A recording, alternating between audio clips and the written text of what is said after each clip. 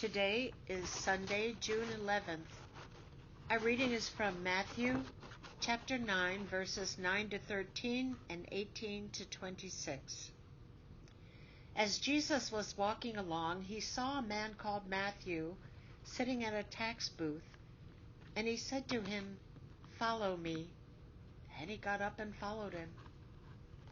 And as he sat at dinner in the house, many tax collectors and sinners came and were sitting with him and his disciples. And when the Pharisees saw this, they said to his disciples, "Why does your teacher eat with tax collectors and sinners?"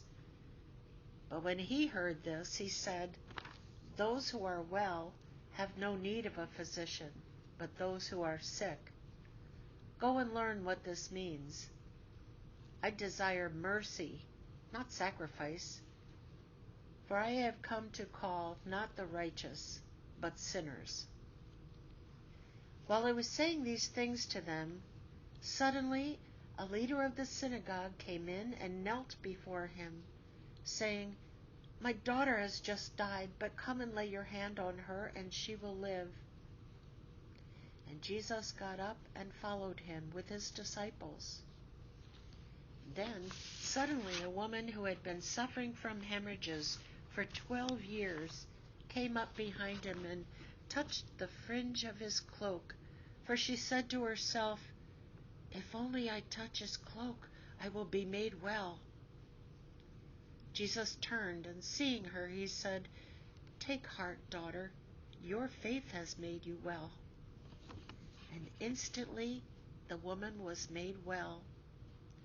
When Jesus came to the leader's house and saw the flute players and the crowd making a commotion, he said, "Go away, for the girl is not dead, but sleeping."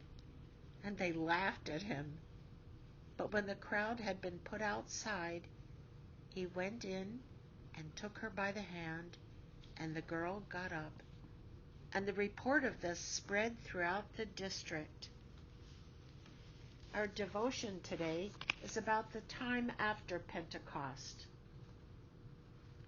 A college student sits all alone in the cafeteria for a third straight week. Transfer students are not always easily integrated into campus life.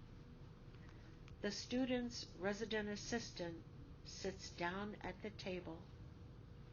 It is an ordinary lunch, but also extraordinary.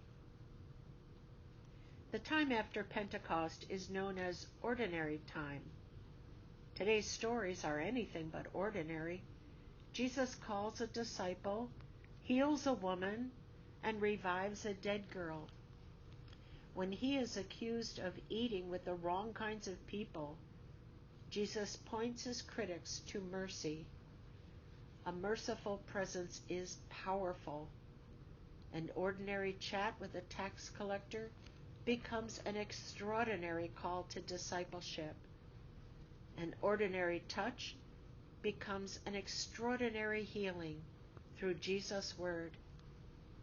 An ordinary cafeteria lunch becomes an extraordinary act of mercy. Who has shared a merciful meal with you? For whom might your presence be mercy? Jesus invites us today to be mindful of his mercy of presence and to share it with others. Lord, teach us to be present with one another in the name of and with the mercy of Jesus. Amen.